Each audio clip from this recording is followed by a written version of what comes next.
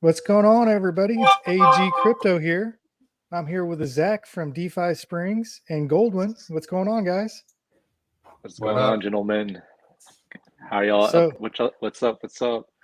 not much. I'm excited about tonight. You know, I got a text message at like midnight from somebody on this call right now saying, "Hey, we've had $1 million buy," and BT left a 4-hour message on Telegram. So I'm like, What did I miss?" I So mean, man, there's never a dull day in elephant money. I mean, that's one thing for certain that you can take to the bank. There's always something going on. Yeah. I wanted to start off real quick though, AG, and really give you some props, my man. I've been loving these shorts you've been making. Oh my gosh, I've been rolling on my sides, sending them to my other friends in the herd. If you guys haven't had the chance yet, you need to go binge watch all of the Rag to Riches shorts. They're hilarious. Keep it up, man. Big props on those. I love them. cool. Thanks, man. I appreciate it. Yeah. But yeah, never a dull day. I mean, that was a great, like you mentioned, I think it's a really positive in feedback. The herd really enjoys when BT gives us those, really long voice messages kind of describing, his current thoughts and just, the state of the market. One time I heard it described by a fellow herd member as chicken noodle soup of DeFi, right? Like when you hear BT's messages, it's like getting a nice big bowl of chicken noodle soup. And I think that's an apt description. But yeah, man, let's jump into it. What's on the plate on your mind right now for Elephant Money?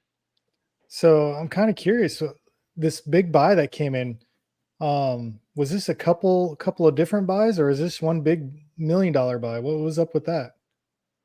Yeah, well, what do you got, Goldwind? Do you see that on the Did you see that on the deck screener or back on the blockchain? Those kind of large buys coming through the last Yeah, few hours. it was one person, but they did four separate buys. And I think it was right Mhm. at about 3 trillion. Is what it came out to be. Oh wow, that's awesome. Yeah, I haven't gone and checked kind of the current what happened, but I heard there was quite a large buy. And like you're mentioning, a lot of times people will try to break up the buys to prevent slippage. I think buy with Bertha, don't quote me on that. That also helps prevent large slippage. But I was curious too if you knew this, Goldwyn. Did When we had the big sells back a couple of days ago, did people break them up with some of the whales, or were there some big 4 trillion sales all in one go? It was the 4 trillion guy broke it into two. So it was 2 trillion elephant cells. Mm-hmm. So Yeah, yeah, so that's also, I think, I'm not sure what the slippage is on that, but I think quite large. That guy lost, quite a large bag just from doing large sell orders. But we have deep liquidity, so maybe not. Maybe he made it all right. But yeah, it's been exciting last couple of hours as you're pulling up the chart here. We've had what was that, plus 10%, I guess, over the last 24, 48 hours, roughly yeah. over 10. Yeah. That one buy put us up 4 cents per million. So it was right And at I think 11%. and that just goes to show you how little liquidity, how little new capital that comes into the protocol, and just I look at the large response that it's had. Right, the protocol that we use the term like the spring is getting compressed. Right, that potential energy gets so built up that's why we have this kind of price movements with just $1 million of capital. This is also interesting. I wanted if you can pull this up. I know you've got TradingView up. If you pull Yeah, up yeah. the Elephant WBNB pool on Deck Screener, pull that up for a moment while I kind of jump into this. We can jump into that 4-hour voice message. BT covered so many topics, and one little thing he mentioned about during the previous kind of the big sell off that we had, right? There was some malicious actors who were selling, just these microtransactions, like 1 cent, not even one penny, right? But it was counting as a sell on the different sites that track elephant money. And right, it exacerbated what the actual number of sells were because there were a bunch of these, like I said, less than one penny sells. So when I heard that on BT's call, I thought to myself, is it work with the buys as well for Deck Screener? So I went ahead, and that's why if you can pull it up for the WBNB pool, I just went ahead and bought, 1 penny, 2 penny, 3 penny, and sure enough, the buys do count at 1 cent or less. So I just was curious if that malicious tactic that was used against the elephant money, the elephant token on those few days, if it could be gamed in reverse, and it appears it can. Just a fun little thing I wanted to try out to see. Not just for Deck Screener. I didn't check out, other kind of coin tracking websites, so I'm not sure if they all, Yeah, can you pull if up they have deck a screener, threshold. Chris? Yeah. Goldwind? Yeah, I got it. Gotcha. I can Yeah, only if you have just one. look at the last few kind of probably an hour or two ago, I just was, like I said, messing around.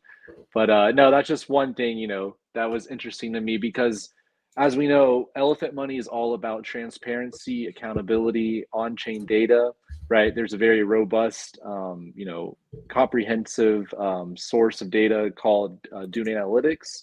And there is specific pages tracking all of the elephant money kind of statistics. And so, yeah, that's one thing. On my docket of educational videos for Elephant Money. I want to continue to, kind of let the herd learn about how to read the Dune Analytics, and like I said, not get distracted and understand too. So when they see something like that, what, there was 500 cells today, or I don't think Yeah. it got that much, We, but those were we, not even real cells. Yeah, go ahead. we talked about that last week when that happened. I was like, that's crazy. You know how much money that would probably cost to do a microtransaction? You're selling less than a penny's worth of elephant, and it probably costs you $1 or So maybe 75 cents per gas fee to do that. yes. So when I That's just so dumb. when I tested it out just now for for the fun of it, for science, I was Uh-huh. using Rabby Wallet, and you can edit the gas, and I was just putting 1 gwei, and I think it shows the estimated. I think it was taking about 17 cents worth of BNB per transaction. I'm not, like I said, I'm not sure what if the finalized transaction value is. I have to pull up my Hmm. transactions, but let's just say it was 17 cents. Like you said, if someone's going to spend the time, and it's people with nothing else better to do. It's kind of silly. It's I don't get that. yeah. It's like I said, there we do have enemies out there. Bank Teller mentioned that as well in the call, right? There's people who just don't want to see us to win and don't understand what's going on, and so they'll. It's very, crypto is very tribalistic. My coin versus your coin, right? I personally am Mhm. agnostic to that. I'm here to make money and to learn which technology is actually impacting these kind of, something like Elephant Money, a DeFi bank, right? I'm interested in to see what these blockchain technologies being built on them can do. And so, anyway, I think it's kind of silly and immature. So I think that's ultimately what it comes down to. Like I said, the big money, they'll do their due diligence and not be, scared by, or these kind of strange tactics that aren't really, meaningful. But yeah, Yeah. Did you but listen to the voice call where someone chimed in and is like, uh, futures is unsustainable and fuck you, PT? Excuse my oh language. my, I was like, yeah, wait a minute, what did my phone just get hacked? I'm like, what's going on here? And oh I'm yeah. like, what? There's so many trolls out there. There's a troll uh, hitting us up on YouTube all the time. I think his name is Elephant Slayer, and Oh, really? oh yeah, he's in the comments. It's funny. He kind of cracks me up when I read his messages. Calls us a fool. He's like, I've got 4 billion or 400 billion tokens, and I sold 80% of it to wreck the price, and you guys are all scared. I'm like, what? Why would you do that? But whatever. Yeah, it's So strange. Yeah, this space attracts characters, as you can tell. mm, And yeah, and it's funny you mentioned that, right? That's something, as someone who, when you stick your head out to promote something, doesn't matter what it is, crypto or not crypto related, right? You'll mhm. always get haters. And it's funny because even my early pool jump videos, like like day number 10, I'm just some random guy on TikTok and on YouTube jumping in the pool, and I'm saying each one teach one, look at elephant money, stuff like that. No, all I got so many bad comments. You can just go look. I kept them up. I don't delete them. But people are like, "What the heck is this?" Or "This is a pump Mhm. and dump." Or they're paying this guy. I'm like, God, I wish. But it's funny. It's just a lot of people just they hate on what they gave up on, right? They people.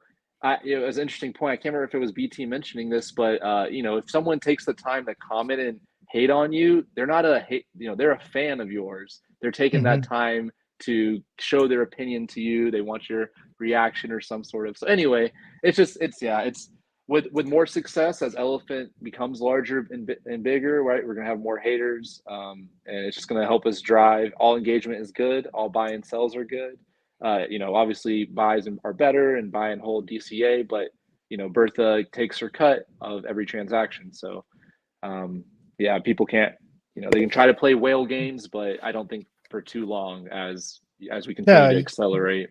There's no way. So do you think the guy that spent $1 million this within the last 24 hours, like bought back in, do you think it was the number 2 holder? I'm not sure. I'll definitely go check out on chain to see what that wallet, if they've previously held Elephant. I was talking to someone recently as well about that because they were one of the large wallets that sold. Right? Maybe this is the same guy, maybe it's not.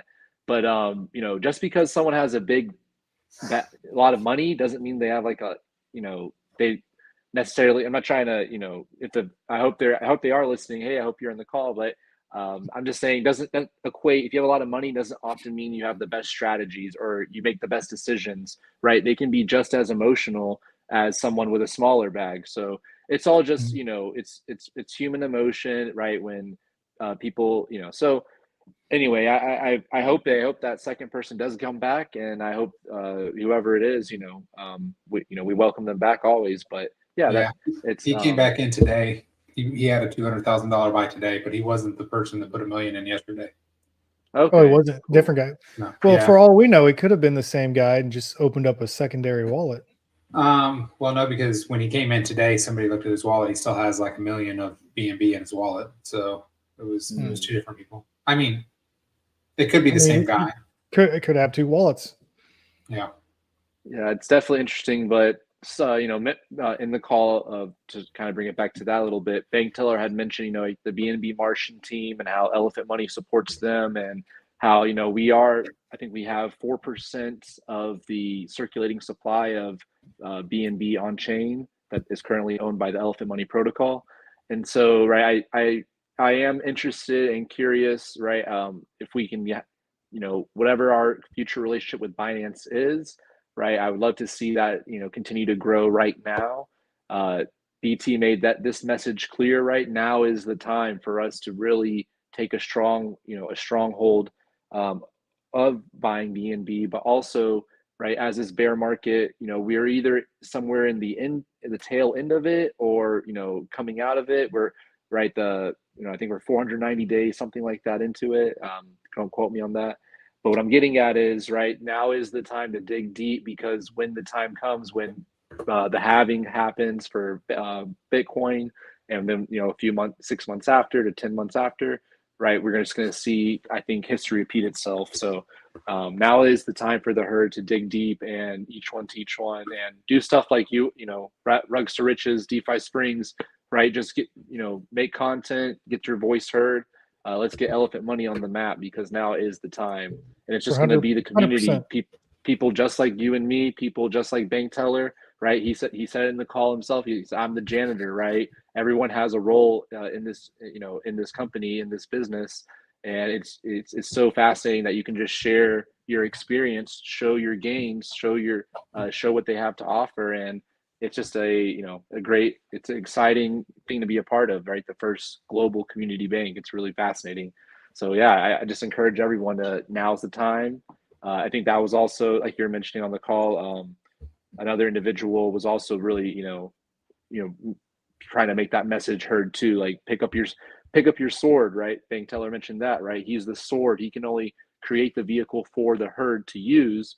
And, Bertha, she's the shield. Right. And all of us, people like SK, EMH, Rugs to Riches, DeFi Springs, right, into crypto, right? Every single one of CC Crypto, I mean, every single one, Crypto Stew, the list goes on. All of us are the sword, right? We're the ones who are piercing reality and getting Elephant Money on the map. So join the herd and join the team that's making it happen. Yeah. So the Q's collection of all the social media posts, of the Ray today, right? These are all great ways people, like I said, piercing reality and getting the word out. But So yeah, do you think man, BT said something about burning the keys by the end of the year. Do you think that's a good move, or do you think we're still kind of I think he early to be definitely, burning the keys? yeah, he definitely has had his mind made up for a long time, right? He wants to follow in Satoshi Nakamoto's footsteps in building a protocol in which you can build it, walk away from it, and let it run, right? Let it do its thing, right? So I think he will do so in an intelligent manner, right? He mentioned part of this previous call of having an annex fund of 1%. I think that's going to, do wonders for the Elephant Money foundation and such.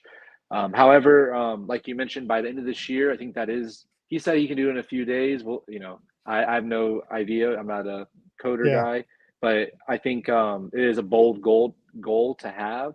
But what I'm getting at, I think he'll have it in such a manner that, like you said, the elephant token is immutable, keys renounced. Bertha, immutable, keys renounced. He'll have all of the core building blocks of the ecosystem in that state of immutable, renounced, so that it truly is a functioning ecosystem. Excuse me.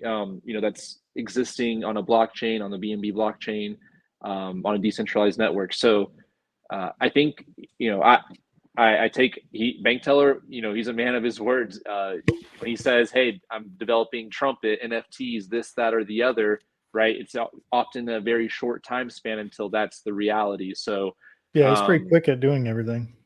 Yeah, he's I'm sure you've been he mentioned this in the call about just the quality of developers depending on different projects and protocols within the crypto scene.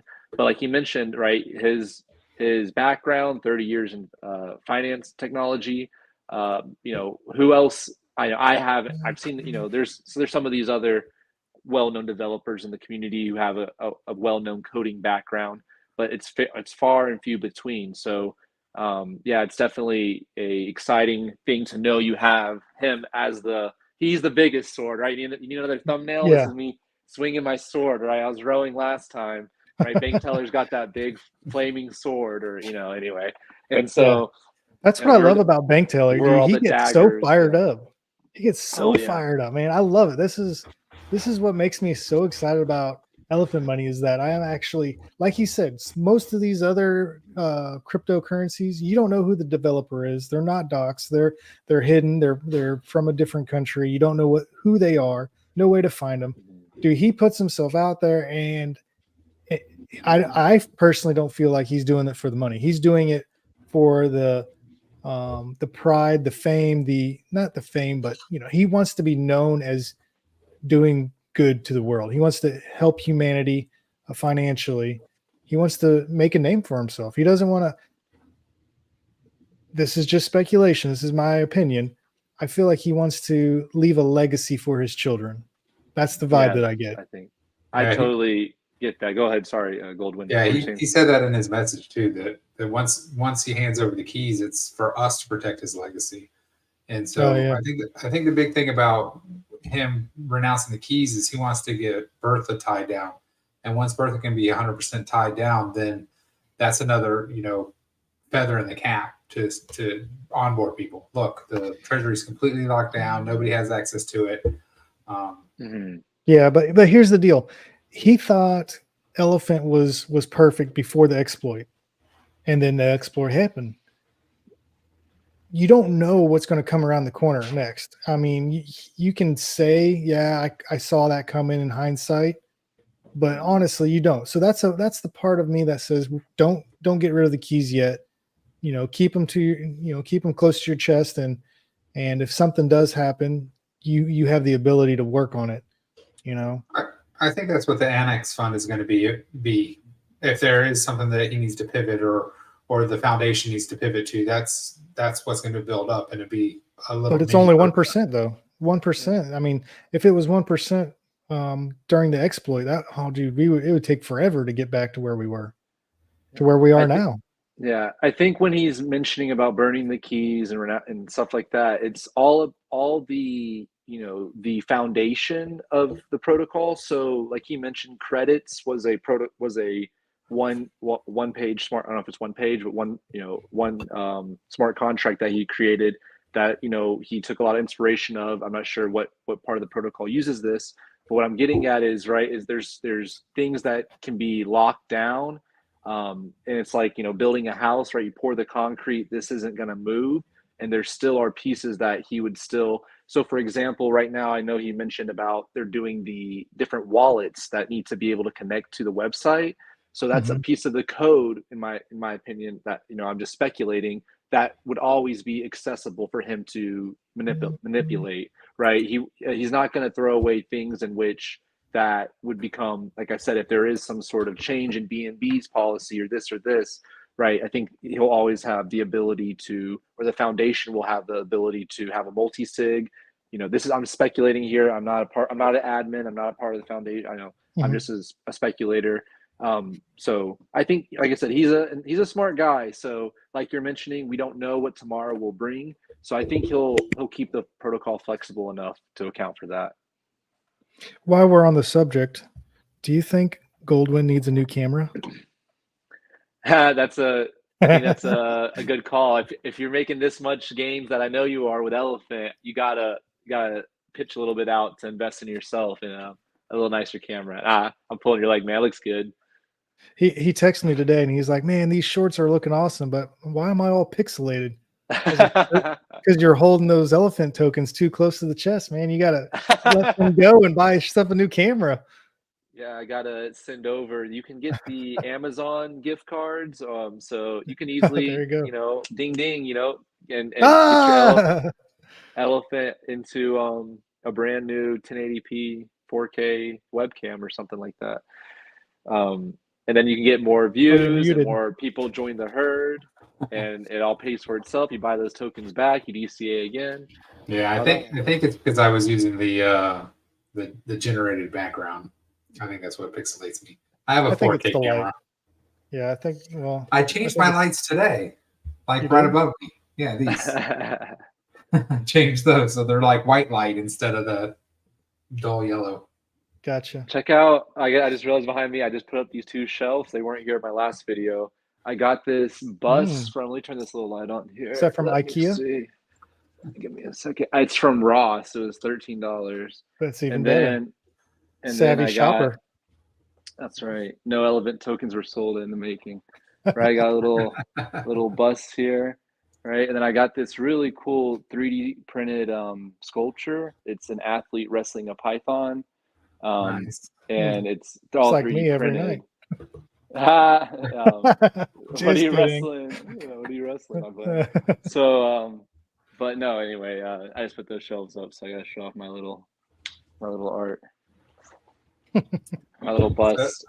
Speaking of wallets, one of the things that I thought was really interesting that BT mentioned was that apps are coming. So he's talking about an OS and an Android app coming maybe by the end of the year. I'm excited about that. I'd like to hear more details on it. Yeah.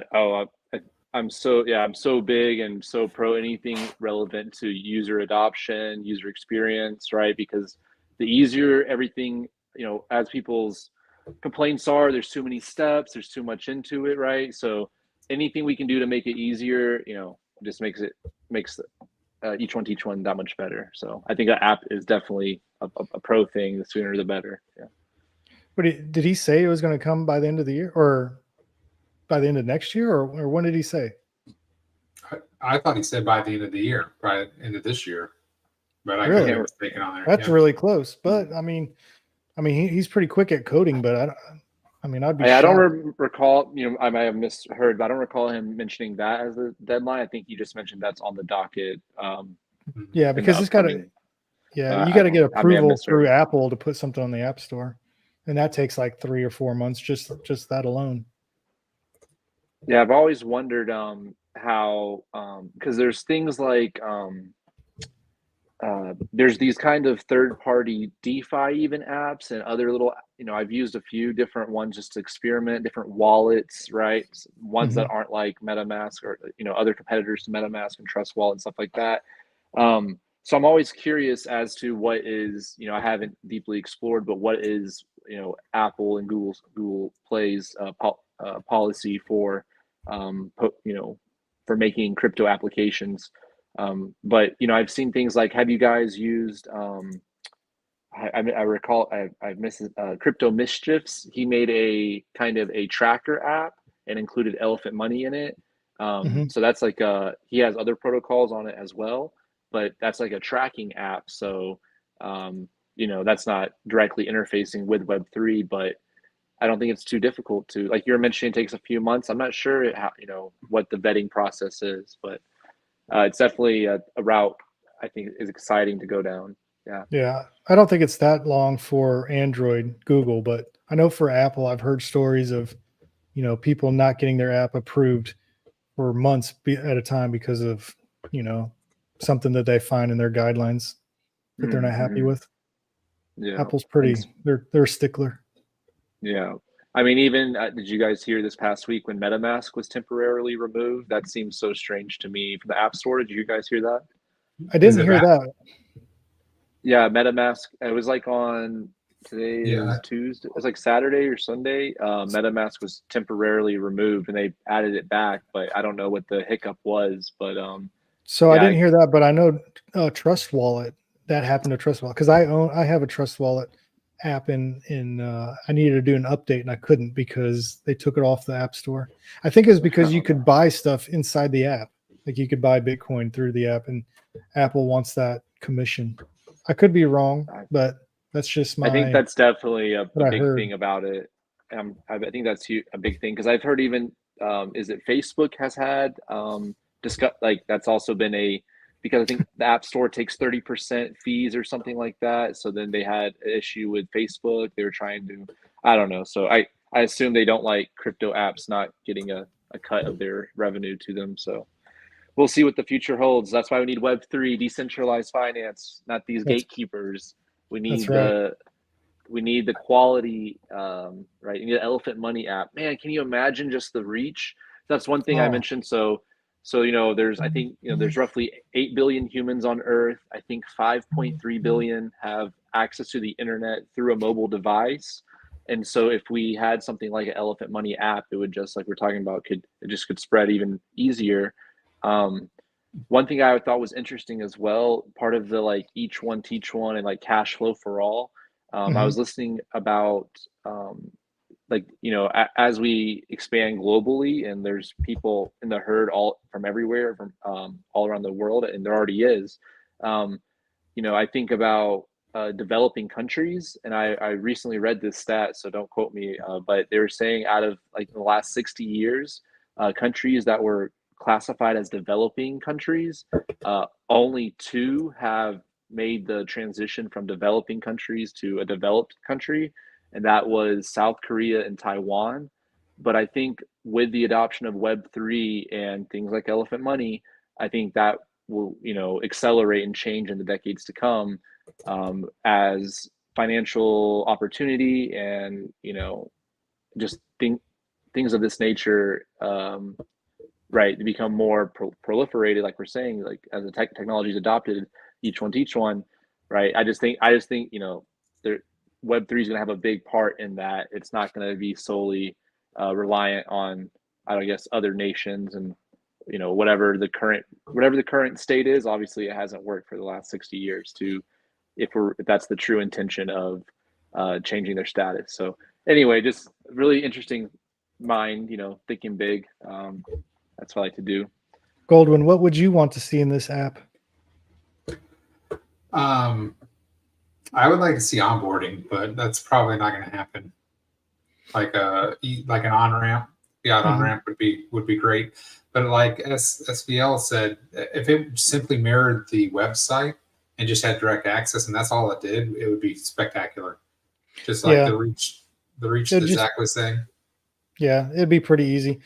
You know what I would honestly like to see on the website or even on the app that they're talking about is a graph, like a pie chart or a growth graph chart or of something of your own personal finances. Kind of like if you have the Robinhood app, you guys use that? You ever heard of the Robinhood app? Yes. Yeah. Yeah. Yeah. It shows you your gains, your personal gains. If we could integrate that so that you're not looking at the elephant token, but you're looking at your wallet gains basically of futures and elephant, and of course you got to throw chunk in there because it's supposed to be close to $1, but it's not right now. So you'd want to see, hey, I made $20 today because the price of trunk went up 5 cents, or whatever. So it'd be nice to have a way to track your own personal finances, not just the elephant token. Yeah, like if they integrated the Dune somehow and you personalize it. I know that Jebediah has a lot of like a reflections tracker and a few other things. So I don't know what goes into adding that where you just type in your wallet and it can pull up that information. Well, it should be automatic. I mean, if you're logging in the app or the website, it logs into your wallet address, and then boom, there it is right on the screen. I think that would be nice to see because they're trying to push the futures a lot, and I love the futures. I think it's a great the whole ecosystem is kind of built around making sure you have passive income reliably over and over again through the futures, and I think you could get more people on if it was more eye pleasing, I would say. Yeah, no, I love all these ideas. I think Bank Teller, if he's listening right now, he's got his pen and notepad. If he hasn't marked these ideas down yet, I'm sure he has. But like you guys are saying, all of the community tools, they definitely could be packaged up in a one-stop shop app. And like you're mentioning, AG, like visuals are everything. I was actually having a conversation with Bank Teller about this. The Acorns app, it's very similar, like you're mentioning with Robinhood, where they have your personal graph. Right, with Acorns, right, their whole premise is you make an account. They say, hey, how do you want to DCA? Right, they say, do you want to put in $100 a month or $500 a month, or what are you doing? Right, and then just like as you're mentioning, it spits out a graph. It says, hey, if you put in $200 a month, the time you're 69, you're going to have $1.2 million. And because people can see that and they see a plan, they see everything. We're talking about the visuals. Right, they take more action. They're more dedicated. They see it grow. The tree gets bigger. The acorn turns into so its visuals are so big. They're huge. So I love these ideas, and I hope that all of them are incorporated into a future app. One thing I want to go ahead. Yeah. No, I was going to say, we got a comment from Georgia. She says she almost sold because she freaked out and saw the price of elephant dropped, and she's actually someone that I onboarded a couple of months ago. Awesome. And I think I've always been pushing elephant, and I think it would be a much wiser push or play to put her into futures. But it's harder to get someone on to futures because there's just not that, chart. And like you said, with Acorns, you build your own account and you can see your own chart and see it constantly going up by adding money to it. So yeah, you're right. There is that. I think that goes back to, building more education, like the people who are building the educational videos. Because like you said, when you first come on, telling somebody, hey, if you put $200 for the next 6 months, once a month, right? People can understand. I think if you take the time to teach one. But like you're saying, I guess from just a straight noob, someone without crypto experience, so shout out to Georgia for having diamond hands. It's going to pay off. AG got you set up right, I'm sure. It is more difficult because of that volatility. So I know what you're saying. So like you're saying, anything that we can help, like Crypto Stu's calculator, any tools that we can build to, this is one, I'll bring this kind of up. There's this idea of the customer journey in business, right? When you get a new customer, you should already know from the birth to the whole lifespan, all the problems they're going to run into, all the questions they're going to ask, right? Where they're going to get stuck on, what they're going to want, right? We should have that all documented and be able to, like you're mentioning, be able to give that and help, and know where people will stumble along the path. That's something just, I personally work with, and I'm always kind of trying to build that perfect customer journey. But I think that's something that we all can work to build as educators for Elephant Money to really get the message clear to new people and old people, like different strategies and different opportunities that may fit you best. Yeah. One cool image, I'll just to relate to that, Mike Dre had made, right? Diamond hands if you just want to buy elephant, right? 25-75 if you're looking, so 50-50. There's different ways you can allocate depending on your temperament, your time horizon, right? How involved, etc. So that's all about the each one teach one, and really just taking that time like you did with Georgia to help her figure out what's best. Yeah, she's giving me grief now. It's been everybody at the office. I've been trying to get him on board. He's trying to do it, man. He's trying to do y'all a favor. I mean, he's trying. That's awesome, man. And I think a really good suggestion. I mean, start so small. If you can gift him $20, make a wallet, throw 20, say, hey, check it out later. That's exactly how I got him on. Man, I gave her $20. I gave Fred $20. So, and I gave my buddy Matt $20. So, and they were like, man, you're just giving away. I think this is Stu's other tracker. Have you seen this one? Features tracking 2. I haven't seen this one yet. No, I haven't. So this is actually my wallet. So this tells you, how long I've been in, what my current balance is, how much I've deposited. This 5,200 really? is, yeah. So, and what my ROI. Yeah, that's great. I love it. It says the days 257, all of that. That's really, helpful. Kind of like AG was mentioning, the more we can get these personalized data points for each wallet, it just makes people that much more, wow, I got, they can just see these milestones. This is new to me. Even I was not familiar with this page. This is great. Yeah. If they can integrate that built into the website, that'd be even easier instead of using a Google sheet. It's just a lot more. It's easy for us that are doing it every day or that are more, crypto savvy and computer savvy. But if it's just right there in front of you and you don't have to do anything, you just log in and there it is. Oh my gosh, I think it'd be so much easier. So much easier.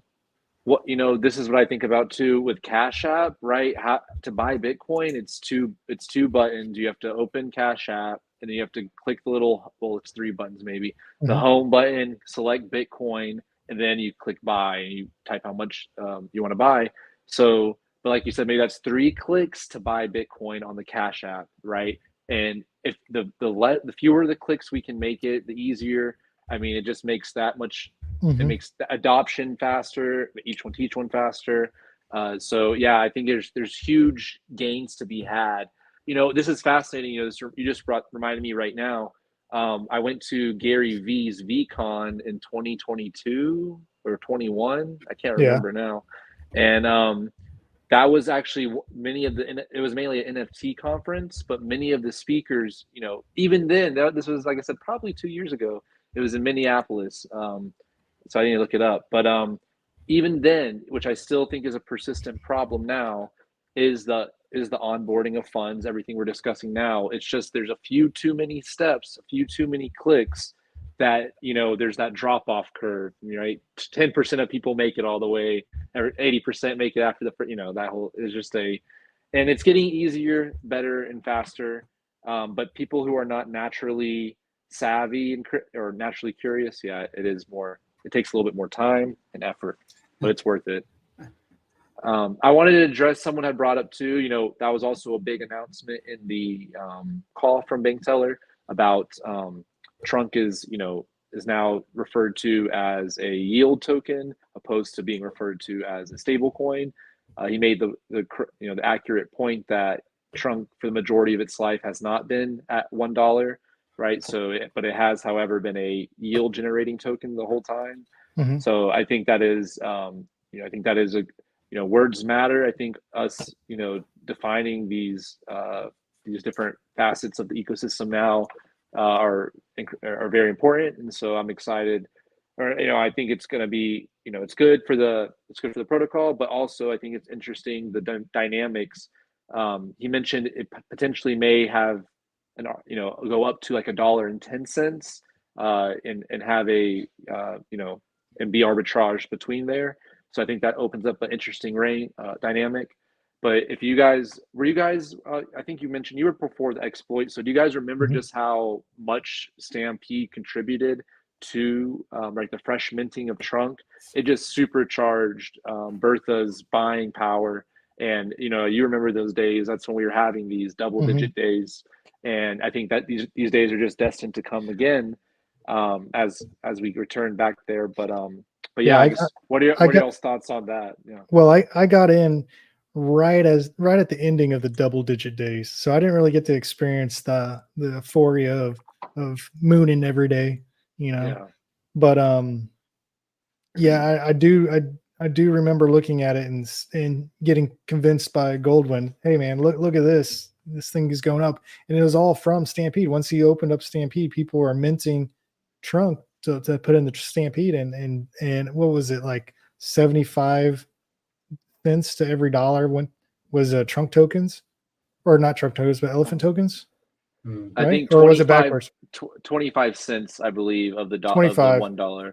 Yes, okay. would be purchase elephant token, and I think would go to Bertha. I don't quote me on those old. Now that's even crazier because if you think about it, I think you're right. I think it was 25 cents was elephant and 75 was the stable coin, and it mooned. It mooned the price. Now everything's 100%. It's 100% elephant. So once we get back to peg and people start minting. Yeah. Oh man, that just blew my mind thinking about it. Because I remember listening to this right before we got on here, where he's like, "Hey, Trunk is a sleeping giant. This is what's going to, this is the secret sauce to everything, and no one realizes it." And it just clicked, man. It just clicked. It's going to be huge. Yeah, man. It is right when Trunk is such a moneymaker for the ecosystem. It's right. If you look at, I think, don't quote me on this number, but I think Stampede's participation was somewhere around 6,500 users, 7,000 at its max. And as you know, I think currently in futures, I don't have it pulled up here, but it's roughly 2,500 or so wallets.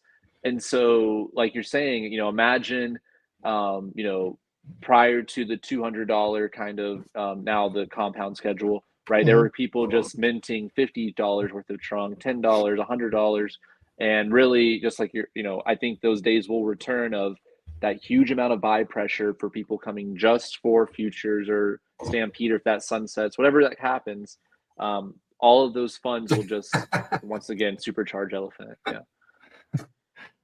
What are you laughing about? You see that? What Georgia put? What's going on? Can you see the screen?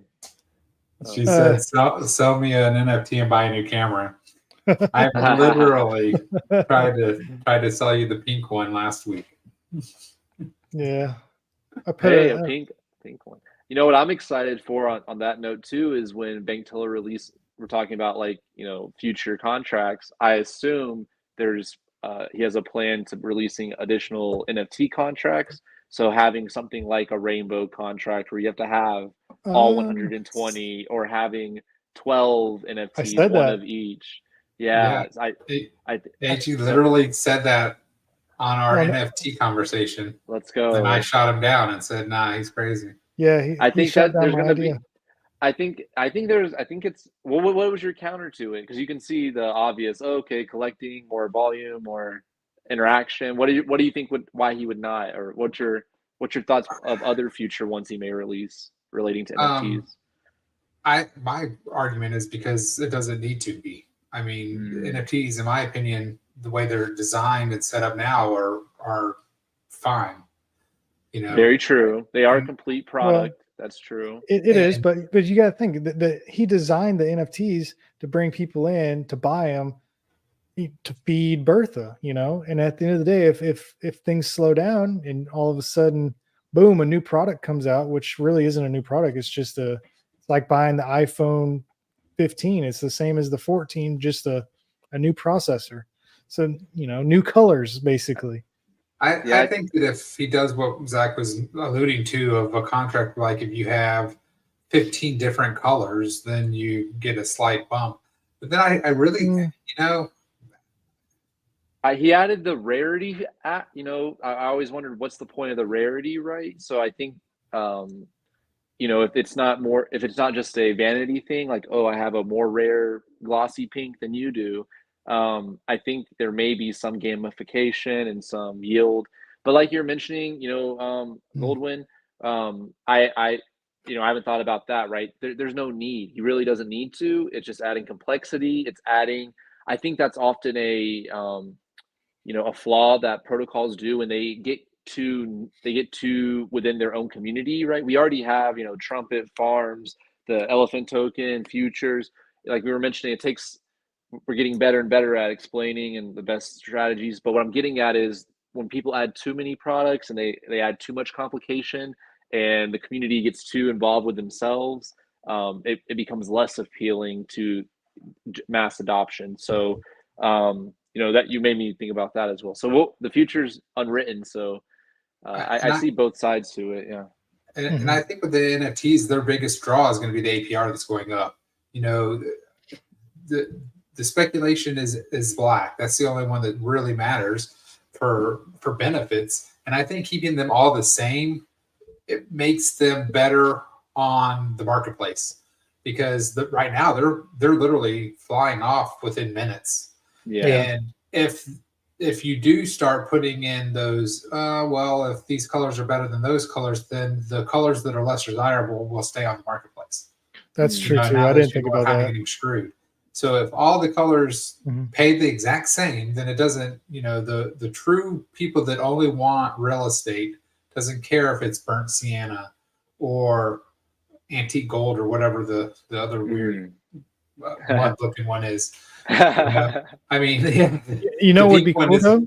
It'd be cool if they came out with a white NFT. The white elephant. There can be, because black has the spectrum. So you have the 000 black is the darkest black. There's got to be whatever the opposite is, in my opinion, right? Yeah. Well, I mean, there should be some special feature with the white elephant, though. Yeah, maybe, you get gifts at Christmas.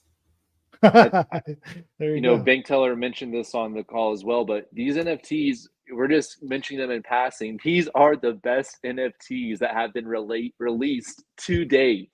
Like, all of these just hypes. And I went to that Gary V. I saw all these booths, saw all these projects they're going to, have this storyline and have these characters and have ownership and equity and movie line. They're going to have, oh my goodness. And just to see Bank Teller, the champ, once again, just come up to the plate, boom, and just make the best NFTs. Oh my gosh, dude. You know how much, it just blows my mind, man. Because like I said, I just know how many, before it was X Spaces, Twitter Spaces for NFTs. I've got a buddy who's only into crypto through the NFT side. And that's a weird side of crypto to me. I'm throwing shade at NFTs. Love you guys. But man, it just, Bank Teller we're just talking about it in passing, but like 30% or 27 or whatever it is and growing. Goldwyn, I know you got the number on the top of your head. What's the APR at right now? I think it's like 22. It's like 24. Yeah. 24. Okay, 24. But holy smokes, I mean, this is just the precipice, the beginning of the NFTs. So one thing that was mentioned, I didn't fact check this yet as well, but these are just the things that floated in my mind. Someone mentioned the time we get to round 8, right, we'll have more BNB than is available on chain. So think about that. That's like round 8, around 7, something like that. Because right now they're 2 BNB, then 4. So let's do the math. 1, 2, 4, 8, 16, 32, 64. 64 is 128. So 100 by round 8 will be 128 BNB, right? And times 10,000, right? I think that's more than what's available. So does that mean that we'll never get to round 8? I don't think we'll ever get to round 8. I can't, to be honest with you, I can't see it going past round 4. That's my prediction. I think we'll get our socks knocked off. I honestly think they're gonna be. I mean, they already are right now the best NFTs. Like I just brought it up. If round 4 would be what that we mentioned, 1, 2, 4, 8 BNB. So at a current market rate, that's $1,600.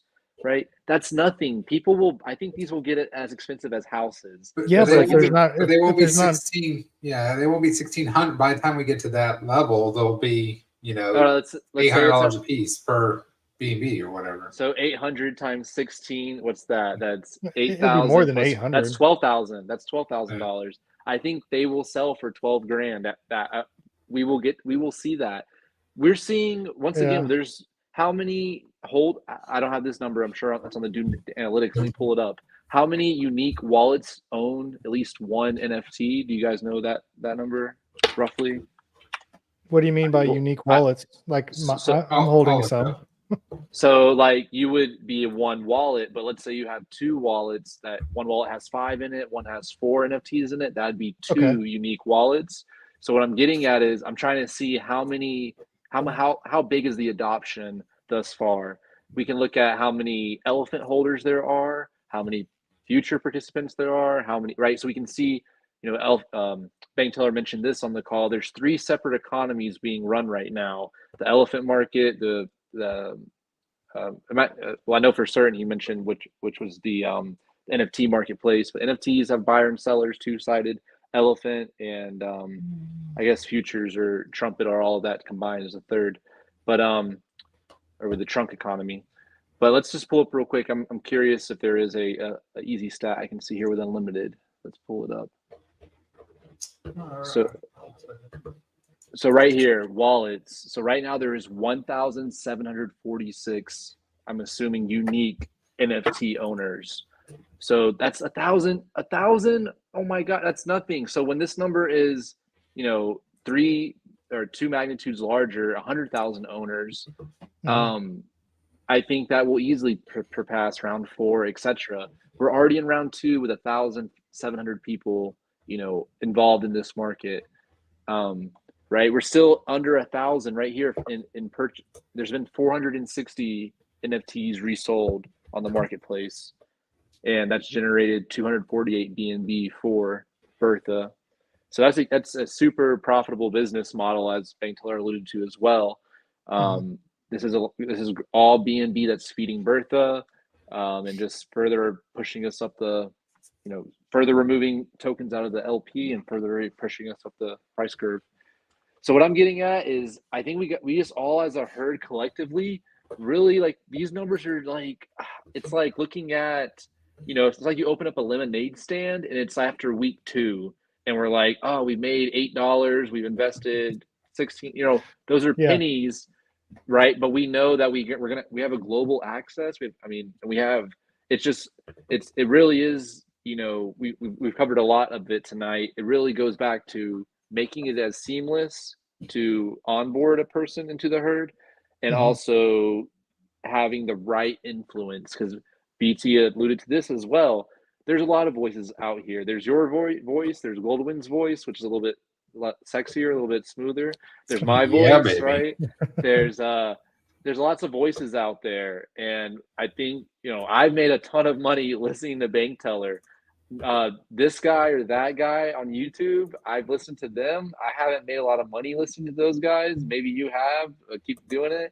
But I can just speak from my experience. Like, I can honestly say, listening to Bank Teller, I've made a ton of money. And it's about finding the right voices to listen to. Obviously we're very bullish, this and that. Always, find opposing opinions, make your own opinion. But man, it's who you listen to will make or break you in this protocol. Think of all the influencers who told their herd member, all right, yeah, I don't know, it's gonna, they didn't really educate them. They just got them in, and now when it's going down and 10%, 20% a day, they just, so it's all about who you follow, and make sure they have results, and make sure that you're not following the blind. You're not just following some voiceless voiceless guy on the internet telling you about crypto. Just my crazy idea here, crazy ideas. But so I think NFTs are super early. This is literally the best NFT that's ever been created, that's backed by a treasury that's just munching down and gaining so much ground.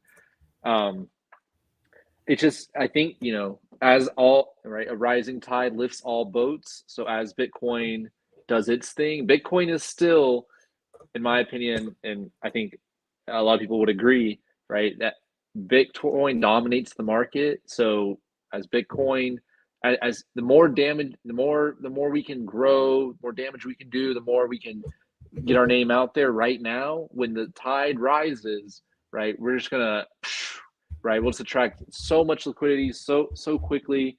All of these stats will just look like, I love recording. I know this too because it's already happened. You can go look at, some of my older videos, Elephant Money Herd videos, and you'll see when Bertha was at, 110 trillion tokens, right? And it was worth, 15, it's not the same, but worth $20 million, XYZ. It's just so crazy to see the growth in such a short period of time.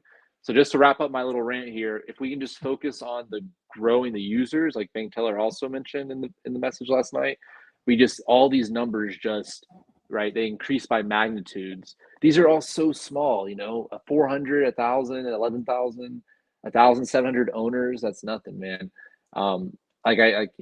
There's remember did you guys ever hear about the pet rock NFTs? It was just a rock, and it was a whole NFT collection of those. You guys hear about those? No. They were going for like 100 ETH when ETH was like 4,000. So they're about $400,000 pet rocks. And I distinctly remember one day one of the guys, he got his wallet hacked and got his rocks stolen and sold. And that was he was like, that was the 99% of my net worth was that pet rock, because he had bad security. I don't know what exactly happened, but also he was just part of that community, and then it blew up, and then he had a $300,000 NFT pet rock, didn't have it in a proper security, somehow got hacked. Oh no. So, but what I was getting at is that was a pet rock NFT that were worth hundreds of thousands of dollars, 400K for a pet rock NFT. So I sincerely believe these NFTs will be worth 400K a pop. So right now they're $800, right? 2BNB, or 400. What is it right now? $400 at 2BNB, roughly 480, 440.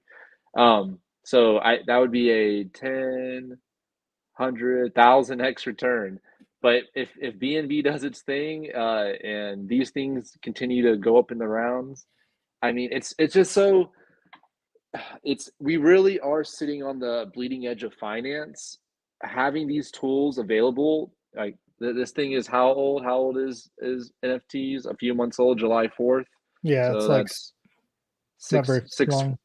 January, February, March, April, May, June, July. So 7-4. So it's been 3 months, 90 days. These things have been out, and they're existing on this infrastructure that's designed to last forever.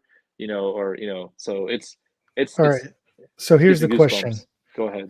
Okay. So let's say you have a couple of NFTs, and the bull market comes, and people are just making money hand over fist, and they're just throwing it everywhere. And because you can sell an NFT for more than you can mint, right? Or no? That's not how that. You just have to wait till the next round. But yeah, if you minted 10 right now in round 2. Okay, so let's say you've got a few NFTs, and we make it to round 3. Do you think we'll be in round 3 by 2015, or not 2015, but 2025? I'll need to study the kind of volume, to get a more accurate. You don't think so? Idea, Goldwind? But round 3 would mean what? That another 8,200 have been minted at a price. So that's another 16,000 BNB raised by 2025. I think we can get to round 3. Oh yeah, I think we can be in round 3 by 2025. So round 3 would be how many per Bitcoin, or per Bitcoin, per BNB? 4. Okay, let's say it's $1,000 a coin. So that's $4,000. Would you sell it and make the $4,000, or would you keep it because you're making elephant? Well, you got to remember, if you sell it, you can only list it on the marketplace at 3.6, and then you're only going to get 2.5 after the fees. Okay. I got an answer. Bank teller did it again. He did it again. He made it such that once you sell, once you're out of the family, you're out. And to come back in, you're going to have to pay your dues. Right. So if you buy in round and, you mint them in round 2 right now at 2 BNB, right? You spend your $440. You wait till round 3. You're patient. You're earning the elephant yield. That's going parabolic, right? One, he makes it where, there's no other option. It's golden handcuffs like I've never seen before. It's like, hey, are you going to sell this thing that's printing you golden goose? It's laying you golden eggs every day. Are you going to go ahead and kill this thing? Or do you, because if you do, right, like Golden was mentioning, because of the fees, right, you'll never come back in at that price. You'll have to pay and mint another one, right, at a higher price and push the rounds forward. So Bank Teller does this a fabulous job at making sure that, he was mentioning, this is part of this talk last night as well. When these sellers, these whale games, so, this guy who bought us this $1 million at the bottom right now, we don't know, is he adversarial? Does he have long-term intentions, good intentions, bad, short-term? Is he just trying to make a quick buck? So what Bank Teller was mentioning, right, when there are these nefarious actors who are trying to paint red candles and try to draw things on the chart, right, we need to be ready to have dry powder to be able to, right, counteract that. So that's one thing I also want to start preaching some more. I think that really was good advice about DCAing. Keep 25%, maybe only going with 75%, and keep a little bit dry powder, because there will be red days, there will be rainy days. Buying the dip is one of the most profitable strategies on blue chip assets of all time. Oh my gosh, if you do some back tests of just simply buying like the double digit red days on Apple, Tesla, whatever, S&P, you'll just see crazy returns. You buy things that aren't going anywhere, and you buy them, when they're distressed. So also, I want to give you, I recommend listen to Crown Chakra, Don't Trip by the Dip. That's a great crypto rap song full of good wisdom. It's a great song, Don't Trip by the Dip. But no, I just bring that up just to circle all the way back, right? Whatever you choose to do, if you choose to sell, congratulations. Oh my gosh, you made this huge profit from Elephant Money. Go tell your friends all about it, please. And if you don't, then you're part of the herd and you continue to print more and more elephant tokens. So it's golden handcuffs. Your choice is yours, but Bank Teller makes it super hard. So one thing that I had brought up, Zach, and I had DM'd BT about it, is I would like to see a fund, a very small percentage from the treasury being set aside, like be it 10% APR or something, or not 10%, like 0.1% APR. Or just, something super small, but it would build up over time. And what that fund is designed to do is these people that are dumping to dump the chart and scare people, it's whale games, like you were saying. So if they can cover that 17%, they can theoretically get back in with more tokens and do it again. Well, that's exactly. If we had a stopgap where these whales knew that the protocol has $1 million sitting waiting for them to dump, once it's dumped 10%, then the treasury starts buying. It doesn't have to buy all of it. All it has to do is band-aid it to stop the bleeding. Well, it's just like what he suggested. Put 25% away for a rainy day, dry powder. Well, that's basically what you're suggesting. You want like 1% of the treasury. Any funds, let's say you get $200 put in through futures. That $200 normally would go into buying 10% goes into what's it called, the buffer pool, and then the other 90% goes to buying elephant. Well, what are you saying? Maybe like 1% of that 90, or 5% of that 90. So we go down to 85% goes to trunk, and then that 5% goes into a buffer pool. We'll call it a dry powder pool. So if the price drops like 10% within a 24-hour period, or 8-hour period or something like that, it triggers an automatic buy and buys that. Is that kind of what you're suggesting? Go ahead, Zach. I see exactly what you guys are saying. I think it's good advice for individuals, but maybe it's not the best for the business. And let me explain. So he kind of alluded to this a little bit about having capital that is just sitting, not being used, right? It's just having a pool of $1 million just sitting there, not being used, either to, push the price up, sitting in the LP or doing something else, right? It's just not business savvy. It's just not the best move. It is a move, but it's not the best move. And he mentioned how, right, Bertha DCAing all the time, right? Bertha is the backstop. He mentioned this in the talk about, right, with the graveyard plus Bertha, I think it's 67% of the liquidity is protocol owned. And so that is our backstop. That is kind of what we're talking about. We need this kind of $1 million or some sort of mechanism. It already exists, would be my argument. He already has that. And these kind of other, like having a $1 million pool, and we just buy when there's after 24 hours minus 10%, this, right? I think it just doesn't work. I bring up, it's actually kind of, it's very sad. I don't mean to laugh, but that the demise of the Terra Luna protocol in its final days, it had a separate treasury full of Bitcoin, Ethereum, etc. That was used in case of an emergency if there was a depeg of USDT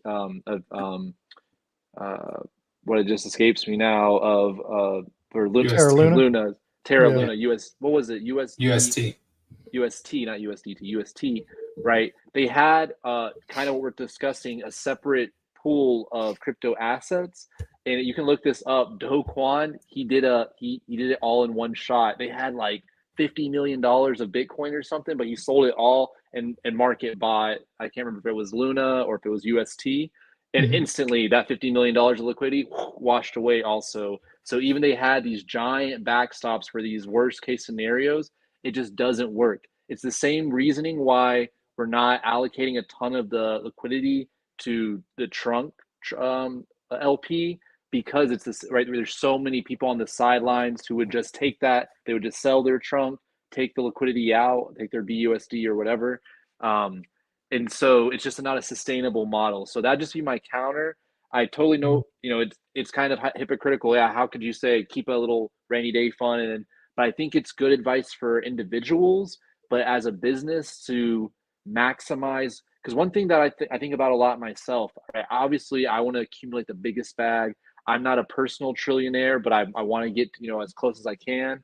But I always go back to like, how much do I want to, keep the price low and buy, or do I want it to spike up right now? Does that make sense what I'm getting at? Like what's better for me and better for the herd? I think time is, as we all would agree, is the most valuable asset. So this thing can do 100x. So even like BT mentions this all the time, all these people who are already in the top 10,000 who only have $500 XYZ, right? When we have 100x or plus, right, these people will be whales. And so what I'm getting at is like time is the most valuable. I think we're trying to collapse the time span. And so having like $1 million pool of capital not being used, I think that would just draw out our time. I might be wrong though, like you're saying, if we had, in this back case scenario, that may have saved the day. Or what if, like my argument, what if when that first 10% dump happened, we shoot that $1 million in, it paints a green, and then there's another giant, it still happened. So that's the risk you run. And then it was like, okay, we just gave $1 million to those nefarious whales. I even, so there's another little side note. I talk about all night. Cut me off. FTX had a buyback strategy, just like Elephant does, just like Apple does, where they would take a percentage of the profits that FTX had made, and they would buy FTT. So they would market buy FTT, a huge god candle of they made $10 million that week. They would put $1 million into FTT. And so I was making, I was working with some other Python, trying to make little bots, trying to find, because it wouldn't be announced. right? Because what you could do is you could leverage long or short, right, before or right after this giant spike in liquidity. So, but it was a randomized process because they don't want people to prepare and try to eat that liquidity injection. So with all that in mind, I just think, it's I think it's good advice for people to buy the dip, always have dry powder. I know AG, you had mentioned you're like, crap, I'm looking around. I know I got to get this. And I dude, didn't have anything. I know I'm the same way sometimes. Thankfully I had a little bit this time, but it's, it's so funny. I have so many I have so many little clips, videos. I'm always trying to build more content, but I have a lot of clips of me buying $1,000 at Elephant or buying 1,500 because I always want to show like me DCAing and stuff like that. But I'll get them all out there one day. I've got like probably 50 clips of me buying like $500, buying $200. But I'm telling, like, so, like Bank Teller mentioned, right, that he alluded to that's perfect play. Dollar cost average would irregardless, or it doesn't matter what the price is, right? Just DCA whatever your finances allow, and that's going to really show. I can preach because I did this, and I need to post some of my charts, but you can see the little green dots, and you can just see all the buys are up 50, 80, 200%, 250%, 400%, 800%. So all of that just accumulates into these 5, 10 X's and plus. But anyway. But you make a good point about, giving up the liquidity to the guys that are just trying to dump the price. So yeah, I guess in Goldwind's mind, I can't speak for you, but I'm assuming, you want to try to prevent that from happening. But now that you mention it, I do remember that case with Terra Luna. Well, we also had that with Trump, right? That in the beginning he was fighting. And everybody just kept dumping it. Everybody just kept dumping it, dumping and dumping it. And at some point he's all like, hey, why didn't we think of that? So there you go. There's another great example. Okay. And that just goes to show it's all about what is the herd sentiment. Is everyone happy and we're all DCAing, or the herd gets spooked, right? Because there's a jaguar, there's a lion, there's I'm trying to think of a hyena from the Lion King. There's a jackal, right? In the herd, and they cause mischief and trouble for no reason. We're all doing fine. The chart is all just, but so what I'm getting at is, it's all about the herd's dynamics, the sentiment, the education amongst the herd, right? Why did you guys hold? Why did I hold? And why did other people not hold? Like, fundamentally, why? It's because we understand the protocol at a deeper level than some people who may have, not understood and were more emotional. So all that goes into, kind of what he covered last night and we're covering today, right? Education, technology, right? Education as well.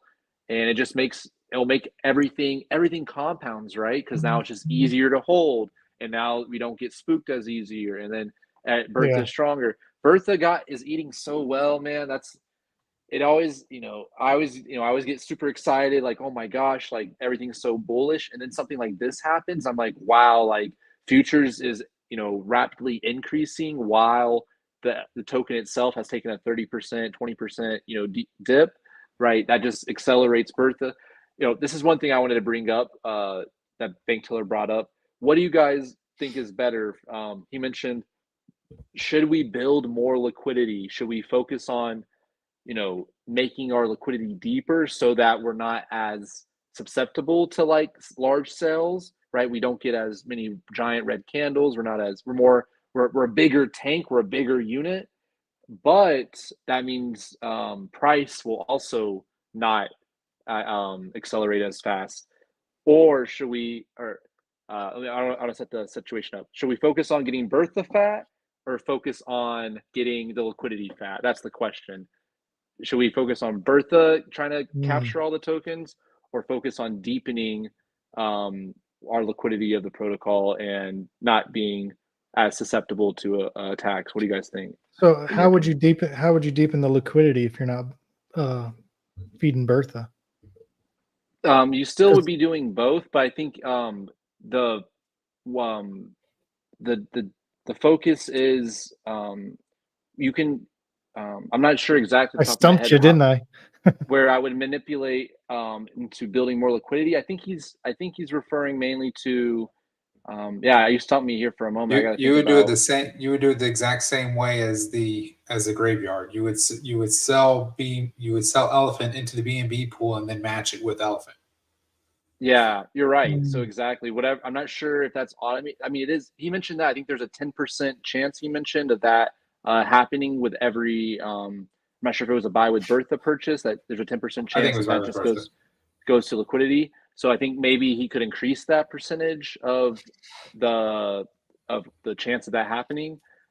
I personally, just to answer my own question, I think that I'm totally a fan of I want Bertha to hold as many tokens as possible. So I'm okay with there being bigger price swings because I know what I have.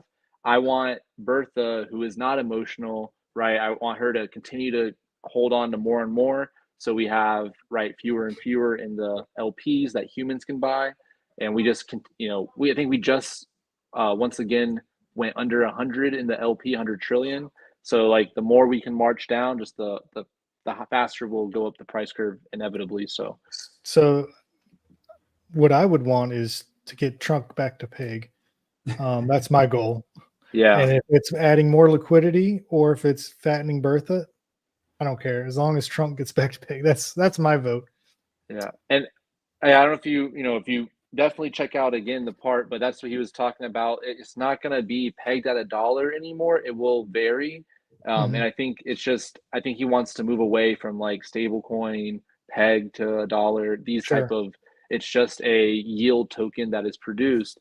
And to in my opinion, I think Bertha getting more and more tokens will accelerate Trunk's recovery. That's something we also can pull up here. I think he was mentioning, Bertha, she's buying Trunk off of the market, off of Pancake Swap, and she's minting Trumpet with that. Is that correct, Goldwind? Is that what you're familiar? And so the stronger she and burns it. Correct. Yeah, that's awesome. Trumpet's a sleeping giant. If you guys, that's also some alpha. I still my money's still going into Elephant, NFTs, futures. We don't talk about Trumpet that much. But I think Trumpet's APR is 87% right now. So you can be getting 80 or 78%, something like that. It's over 100 right at the moment. It's over 100. Oh, wow. Yeah. So I haven't checked in a few days. Right. That's another huge have to look part of the that. ecosystem we don't even talk about. Yeah. Well, you know why? You know why we don't talk about it? Is because there's no graphs. Yeah, there's no graphs. There's no eye candy. We talk about it in Discord all the time.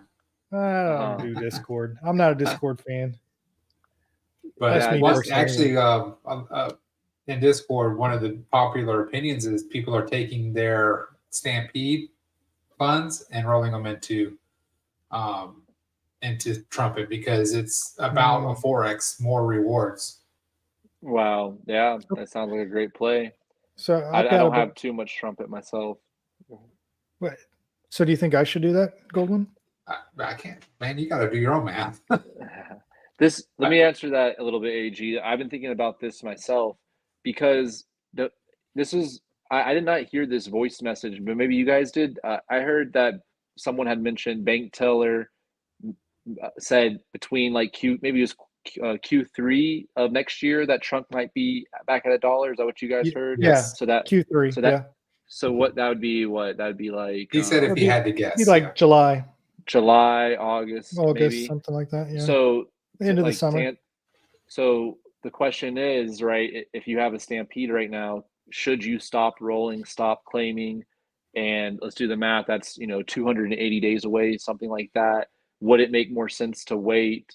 That's on the assumption that it does get back to $1 or roughly $1.10, whatever it goes to, right? Versus kind of what Goldwyn's talking about, just going into the Trumpet route and getting 4x right now of your Stampede. I think that might be the best play, just collecting and going into Trumpet. Even Bank Teller himself has said Trunk is a hold right now, so the best place to hold it appears to be is in Trumpet. It's better than one thing that I think was interesting during his voice message last night is he had mentioned sunsetting Stampede. you know, and obviously I'm not did? trying to cause panic. He did, Yeah, he at did the end. at the end. I didn't finish it. I'm about 50 minutes from finishing it. Yeah. And what he said you is, got 3 hours to listen. yeah, to 4 hours. 4 hours, 2x speed. And what he said is that, you know, anybody that's in will continue to be in. It will act exactly as it's intended. So anybody that wants to run up to that $2.5 million can do that. You know, there's no new people, right? No new people will be allowed in. So I'm good. Oh, I gotta tell y'all a story. I'm good. I gotta tell y'all a story. But that was he didn't say that was coming. He just said that he could see if they were sunsetting it. Okay. Because Trumpet is such a we're of the money. FUD. We're not spreading FUD. Yeah. No so spread. Because right now, Bertha, the APR adjustment is going to Trumpet. So it's buying more and more every day. And it's minting Trumpet and then burning it. That's why, I mean, I haven't looked at it in a while. It's already up to 0.95. Last time I looked at it, which was, I think 2 weeks ago, is 0.9. Well, okay. So if you use Stampede and you deposit your trunk tokens into Stampede, what happens to that? Don't they get burned or what happens? Yes, I believe when they go into Stampede, I believe they get burned. Yeah, I think so. Why would you? Yeah. Why? He's saying the rewards from Stampede that you're getting when you claim them just meant Trumpet with them. Is that right, Goldwind? That's what I'm interpreting. Yeah. So basically, like he's saying, you're clearing out your Stampede account and transferring it to Trumpet. And like you mentioned, he just brought it up not to spread FUD. You know, like he mentioned that if you have a existing Stampede, that it will continue to exist. But so and he also mentioned AG that he probably will take away the raffle just because I did hear that. Yeah. So that's just another liquidity leak that we don't really need if it's already the best product. That's just extra. I did actually win, I think the random. I don't think it was the max deposit, but I did win one time, which was nice. You won? Did you win the max or the random? Random, yeah. Let's go. That's awesome, man. There was no max deposit. I think I won 21. Yeah, it was 21 over 20. Yeah, 21. That was a long time. Yeah. It was a while ago. That was about a year ago. Not long ago. Mine was like probably a month or two ago. I think mine was about 20,000 as well. I think that's pretty nice, right? That's exciting. I screwed myself because I tried to go for max depositor one day. This guy says DeFi Springs is #1, but yet you put him to sleep. Let's go, Dupesh. Yeah, what's going on, brother? Dupesh is a good friend of mine. Shout out to Dupesh. Nice. He's in the herd too. Another one of my each one teach one people. If you guys haven't already subscribe to us down at the bottom, or to subscribe to DeFi Springs. You know, we're doing this for fun, man. We're not out here trying to, quit our jobs doing YouTube. We're just here to promote Elephant, because at the end of the day, this is what's going to make me buy a yacht. Yeah, man. Live on a beach somewhere. So you're going to lease a yacht. You're not going to buy it.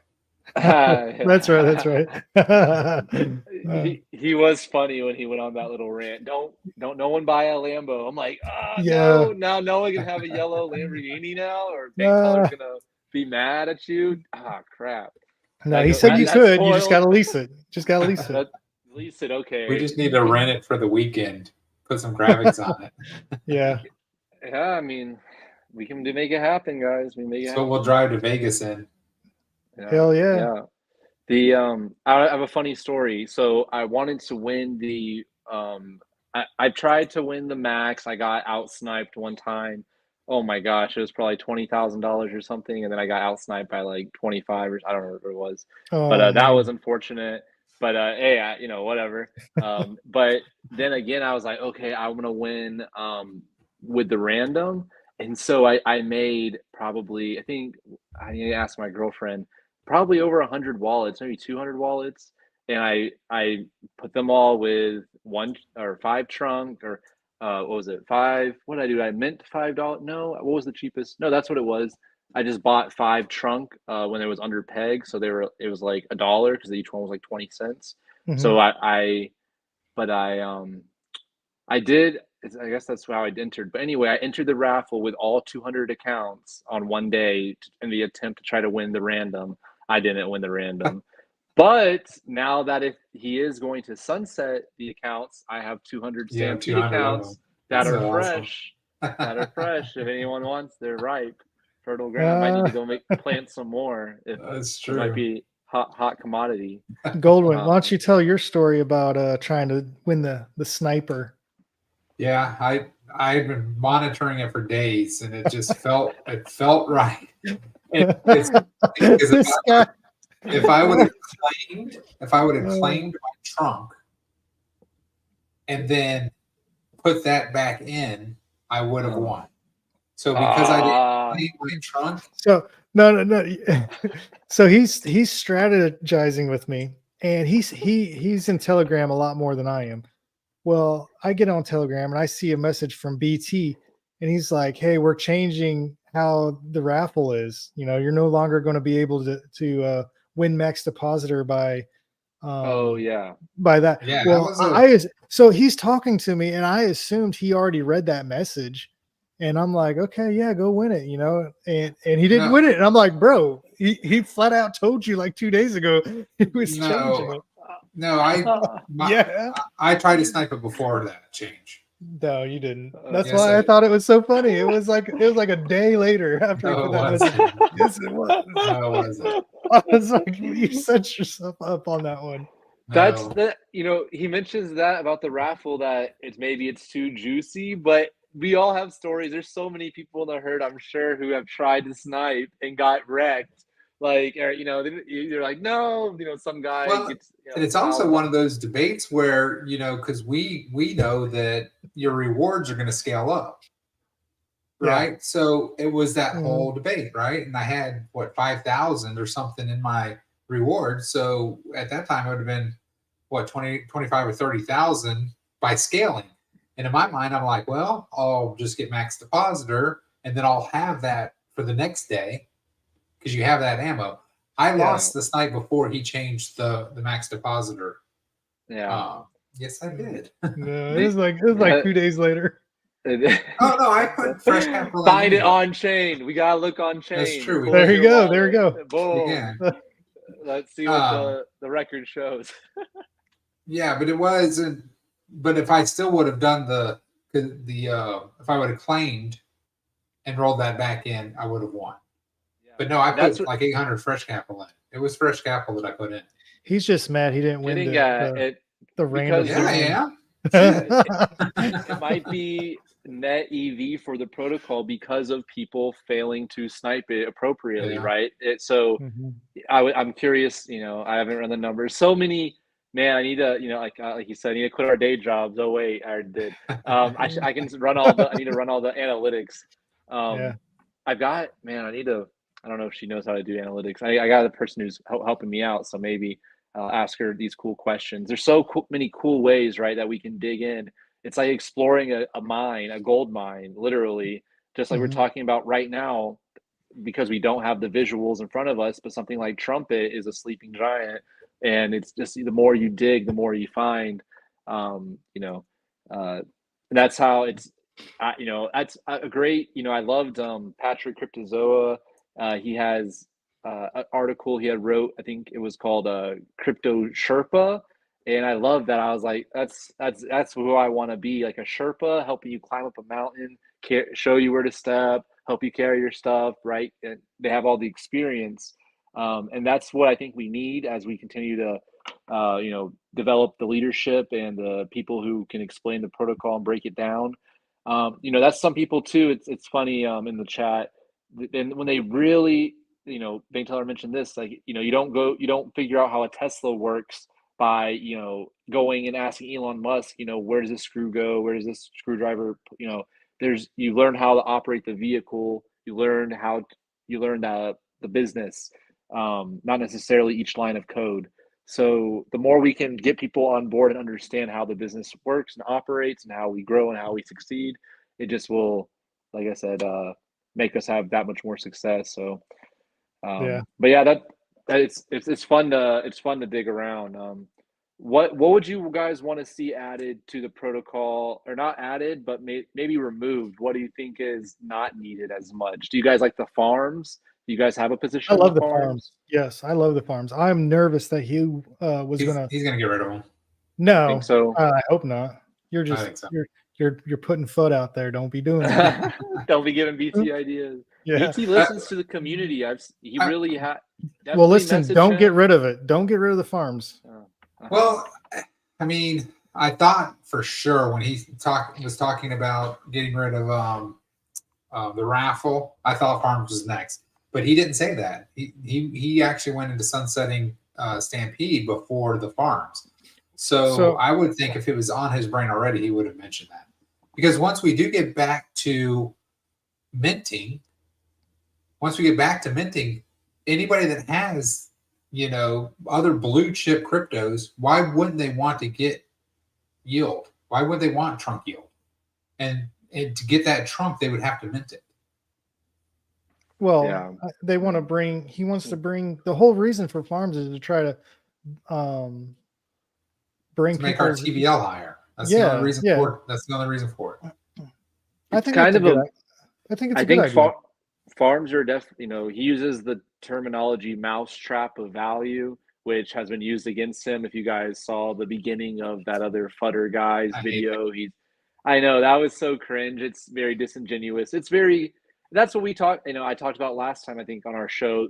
The people who spread FUD, they get the 5,000 views. I'm like, what? This guy who's like, Bertha is he doesn't know anything. Making up stuff. I'm like, that's the human nature. I don't know, man. We need to change the title of this video, like we joked about, DeFi Spring quits Elephant Money or something, because that will get the clicks and views, man. Listen, I've had to rein AGN.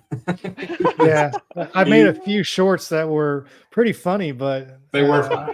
I was told not to post them on YouTube, so don't. DeFi, decentralized. What we need to do is we need to make a secret account that we post them on someone else's account. I lost my train of thought, but what were we talking about? The people, the mousetrap of value. Yeah, but farms, to me, is kind of a mousetrap in that, like we're talking about, people bring over their Bitcoin, they bring over their XRP, they bring over their Dogecoin, and they get it all set up. And they see right now, it's because the trunk's below $1, right? The rates are still amazing, double digits. But I think what happens is they see, kind of like Goldwind's mentioning, they see, oh, wait, there's futures, there's NFTs, oh, there's Elephant. It's kind of like we baited them in with this amazing farms. Once again, I was talking about how awesome NFTs are. What farms are producing this high of yield right now? I don't know any. Please let me know. Yeah. So I think it's like people come in and then they eventually will sell their blue chip and buy Elephant or buy more Elephant products. I think that's honestly what the common life's like. The common, we're talking about customer journey. People who use farms end up, I think, using a lot more of Elephant money because it's the best. Yeah. Yeah, exactly. So that's why I don't think they should get rid of farms.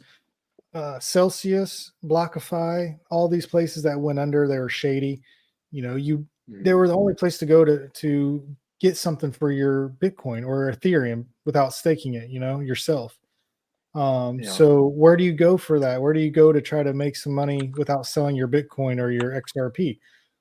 I think farms is the way to go, and I don't think it's like a loss leader. So I'm in retail, I'm in sales, and there's a term called loss leader, and that's where you sell something at a loss so you can make money on something else by bringing them in. And so you bring people that aren't into DeFi, that aren't into like, hey, I'm not into this Elephant thing, but I'm a Bitcoin maxi, but I want to make some extra Bitcoin and still hold the keys to it. We'll bring them on over to Elephant Money. Let's get that type of crowd in there. And then they get some stuff. They get some trunk tokens, and they start interacting with the system a little bit more. And before you know it, they've got a bag of Elephant now. So I think a year ago when he developed it, it was the TVL to try to get people known. And then he talked about maybe getting rid of it. And I don't see. I think it's one of those lost leaders where you just got to have it to try to get the people that aren't into this type of community to venture in. At least take a look at it. I've been happy since I cut my farm. So I cut my farm, put the trunk right into Trumpet, and use the BNB for NFTs. So yeah, so farms is a big part of my strategy. So I bought a lot of not Trumpet, trunk when the price was down to like 15 cents, and I dumped that into farms with the USDT. And whenever we get back to peg, or whenever we get back to around $1, if it's 90 cents or $1.10, whatever, when we get back above 90 cents, that's roughly $3,000 a month that I'll be making off of that I can now put that into my futures account, sell it on PancakeSwap, and then put it into the BNB with futures, or use that to buy more elephant, or to roll my Stampede if they don't get rid of Stampede. But that's all part of my strategy, or just to live off of. Maybe I'll just live off my farms. $3,000 a month. That's a good passive income play. But that is part of my strategy. So please, BT, please don't get rid of farms. I see both sides of the coin. Like they bring a lot of people. Let me ask you this: do they bring a lot of people in from those other communities? Not right now, because the focus isn't on it. The focus is on elephant token and futures, and so I think once everything's going good.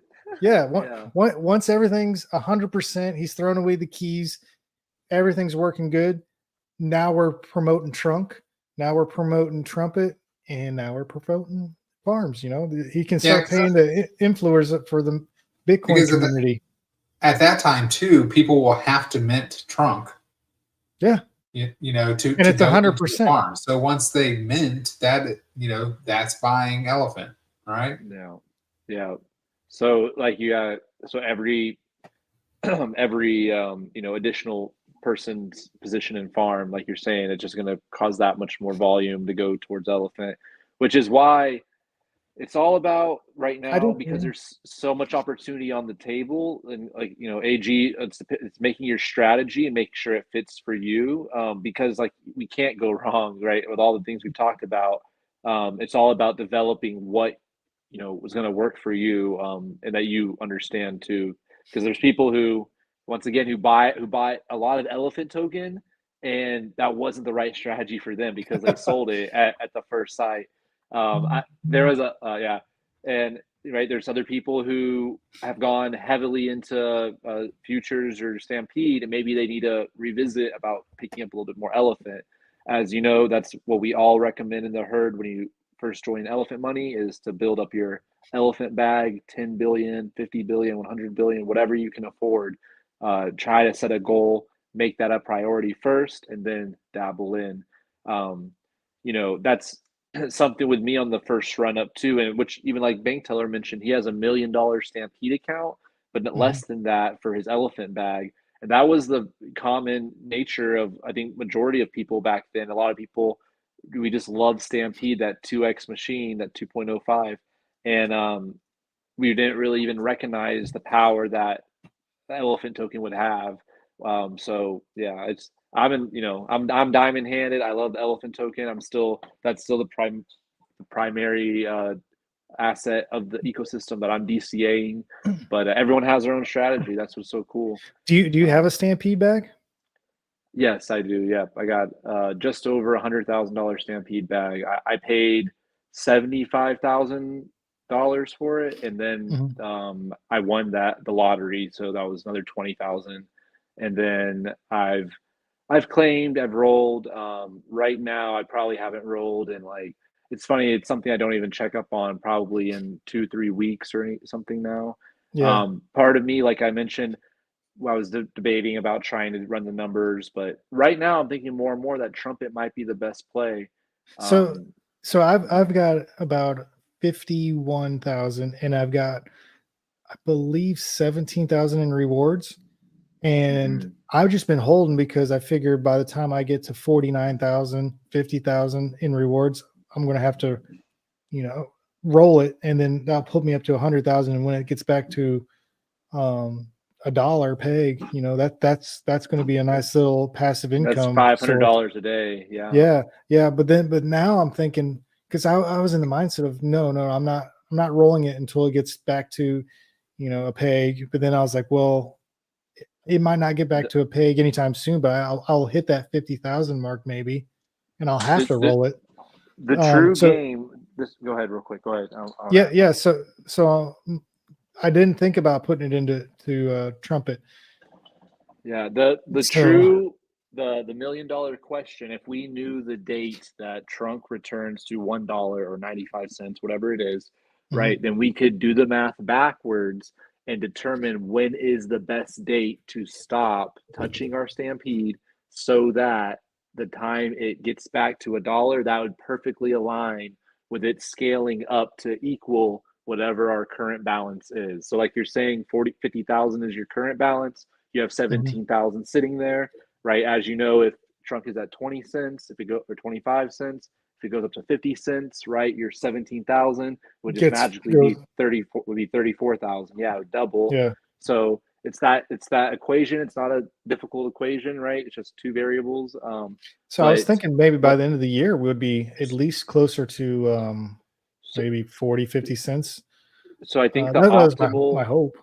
Yeah, the optimal, I think, would be to look at what this is something I want to. My phone. No, you you're hear good. me all right still? Okay. Yeah, you're fine. And I got to run in a little bit here. But I was going to mention the optimal play, I think, would be deciding or is doing the math to see what is Bertha's current buy and burn rate of Trumpet. Determine what the difference in the LP is right now for Trunk. So how much more BUSD do we need to add and Trunk remove? So what I'm saying is try to the best. You can make a big cloud. You could say, between July of next year and September, that's when I think it will return. But I think you'll have to also account for as Bertha grows, right? I think we were averaging like $200,000 positive of transaction buy over sell volume. So pretty consistently. I think it may have been before this previous drop. So accounting for all these factors, you build a big and try to predict the future. But like Goldwind was mentioning, I think with Trumpet being at a 4x percentage of APR right now, I think it's hard to beat that. Because like you said, I also probably I don't have 17,000, but I have maybe 2, 3, 4,000. But it's it might be better just to go ahead and move it, claim and mint Trumpet. Just thinking for optimal. Yeah, I know that last year, Crypto Stew did a bunch of numbers about holding to peg versus compounding. And he said that if we were back to peg within 8 months, it was better to hold. If not, then it was better to compound. And he said he's been compounding the entire time because he didn't feel that we would be back to peg within that 8 months, and we are not. But that's different, compounding versus throwing it into Trumpet. Well, that's a different argument now. But now because you're getting the much higher APR, so right now you're getting such a small APR on your bag that the faster APR on Trumpet is worth it.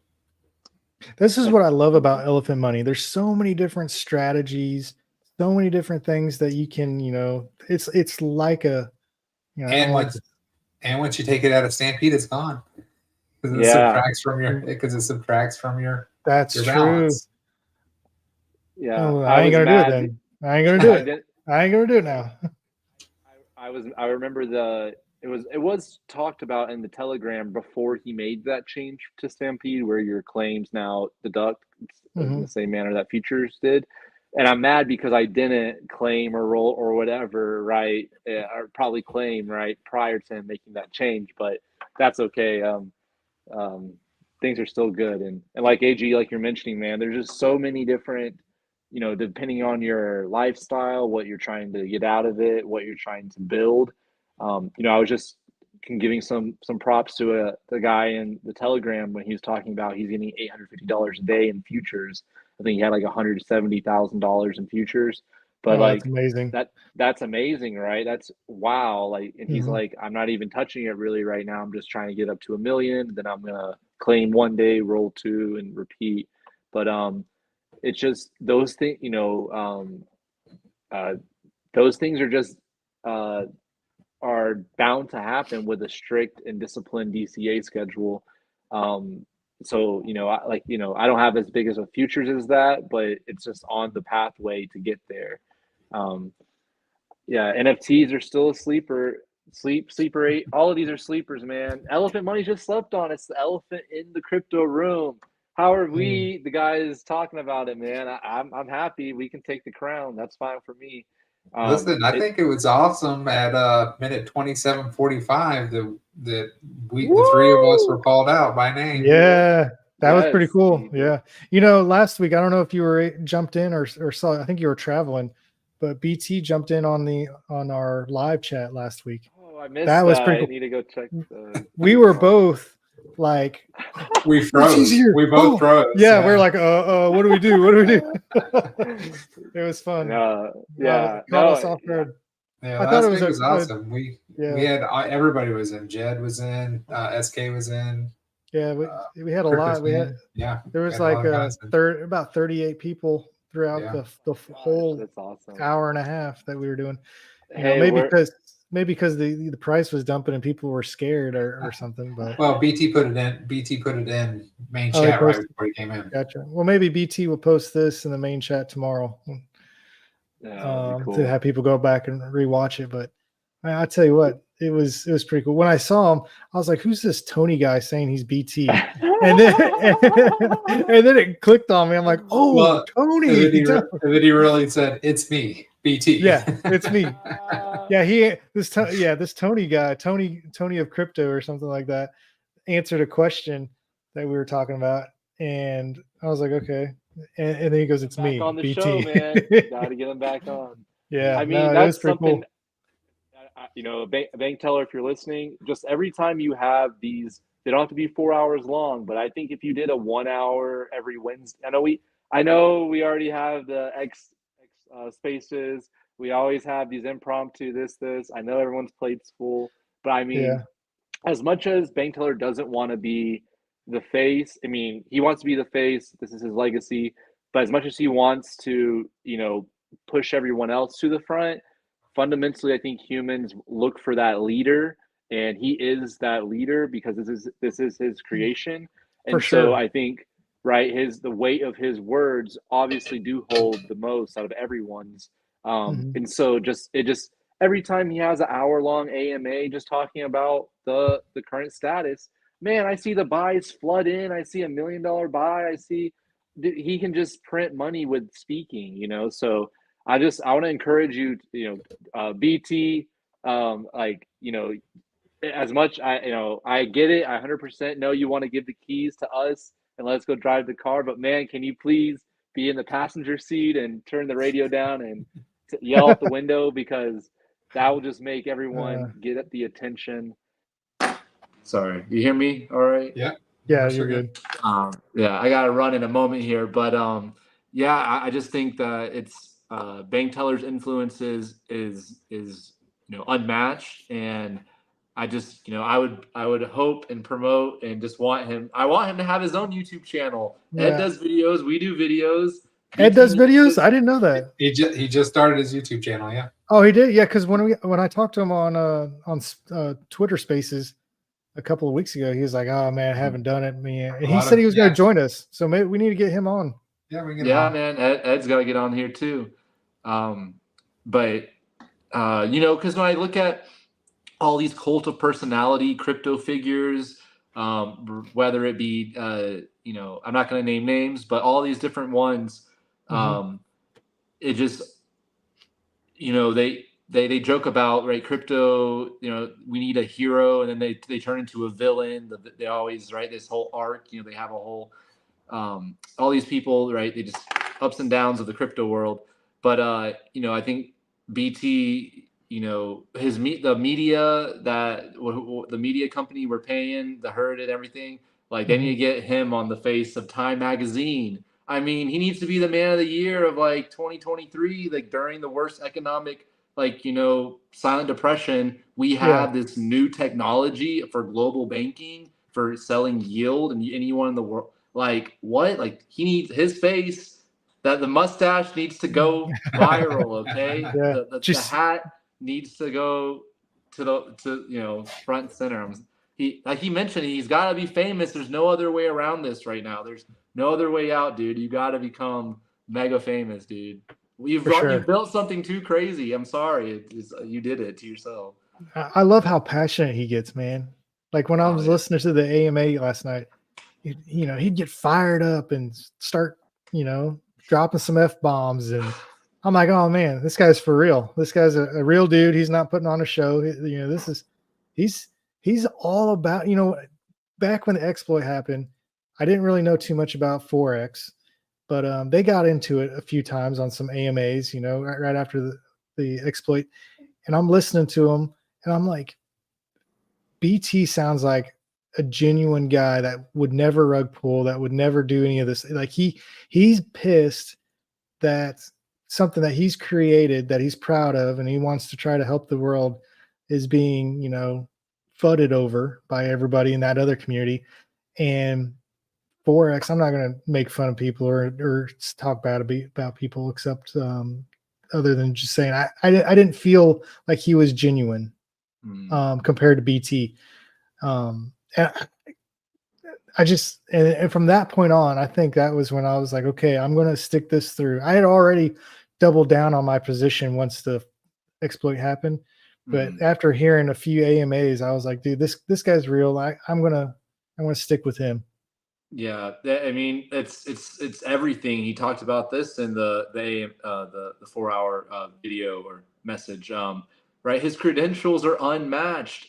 Find me someone else who has that experience, but also not just traditional finance, but he really has been the cook in the kitchen for DeFi, for, creating these different contracts, these different mechanisms and processes to, design kind of what so many people have cloned. I read a stat, this is months ago, but something like, I think there was only like maybe 6 to 16, I can't remember what the number was, of original code bases that had been, cut up or chopped. So like Uniswap's code base and like Aave's code base, like there's been so much copy and paste and unoriginal code that finding someone like Bankteller who's like, no, I'm an original artist. Like I'm creating things from scratch. I know the system top to bottom. There's so many teams. I've been, researching crypto projects where it's a team and they have these guys and this group and this team. And it's just like, dude, he's a GOAT, man. He is a Michael Jordan, man, going out there and just by himself. One part, but no, it's incredible. And I don't know why he gives the time of day sometimes. It's like, to people like Forex, no disrespect either, but like, until you've proven yourself, I don't know why he gives them the time of day. Sometimes these people just are like he mentioned in the call yesterday, they're slandering Elephant when it's the for best. No reason. Like, what do we call you guys who don't know how to you cannot even do the basic math or understand, the opportunity how could you dislike anything? Anyway, I could get if you don't like the volatility, you can't hold, on assets, but like futures, farms, trumpet, if you just learn a little bit, if you made it this far to learn about elephant money, how can you not love it? How could you not have you don't have to put your whole life savings in, but how could you not have a position and you're making money? Like, I don't get it, man. It's cognitive dissonance at its finest, honestly. Who doesn't want to make money? Exactly. Yeah. But All man, right. I appreciate you guys having me on tonight. Let's definitely do this some more, and I'd love to have Jed, SK, BT. You got to get them all riled up, man. Rugs to Riches, the #1 talk show for Elephant Money, hanging Let's out, go. talking about the future and just awesome things about the protocol, learning, digging into new things. Yeah. I appreciate it. Yeah. And if you guys haven't subscribed, which I know you probably already have, go to DeFi Springs, check him out. He's got some good shorts of exercising. I want to, some burpees. I'm kind of backing off my burpees videos. If you notice, I still want to do some more. They're very time intensive, right? People don't realize just like this volunteer effort from, you guys, right? You got tired of getting 6-pack abs? I'm still working out strong already for the pool party, but no, it's just I want to create some more educational. I enjoy doing that challenge and just trying to be a promoter, but I want to make more quality, directed content. Sure. So you'll see more of that coming from me very shortly. Awesome. Well, if there's anything we can do to help, don't ask because I don't know what I'm doing. We're still learning. Over. Make my day with those. Okay, I'll do that. It's about the only thing I'm good at. All right, guys. Well, thanks, Zach. We appreciate it. Awesome. Thanks, Goldwind. Yeah. Thanks, AG. Y'all the best. Right, thanks, Rugs to riches. See ya. Y'all are seeing the whole journey, man. The whole journey. Yeah. All right, guys. Like and subscribe. Share with your friends. Let's promote Elephant, man. This is why we're here. All right. All right. Each one teach one. Each one teach one. Deuces. Bye.